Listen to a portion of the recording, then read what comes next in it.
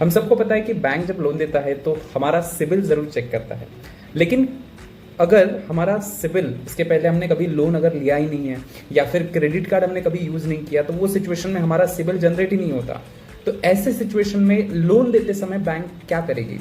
तो इस सिचुएशन में जब आपका सिबिल या क्रेडिट हिस्ट्री कुछ भी नहीं रहती है, बैंक आपका जो इनकम डिटेल्स है वो देखता है कि अगर आपकी सैलरी इनकम है तो आपकी इनकम कितनी है, एग्जिस्टिंग कुछ लोन है क्या,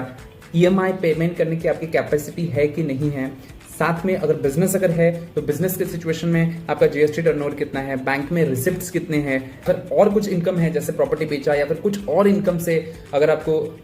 या फिर कुछ और सोर्स ऑफ इनकम से आपको इनकम आता है, तो वो सिचुएशन में उसका सोर्स प्रॉपर है ना, या फिर वो बैंकिंग सिस्टम में प्रॉपर आ रहा है कि नहीं आ रहा है, ये सारी चीजें चेक करती है। तो ओवरऑल आपका इनकम, आपका existing loans, EMI payment capacity और आपका जो प्रोफाइल है वो सारा चेक किया जाता है लोन देते समय, ना कि सिर्फ सिबिल देखा जाता है।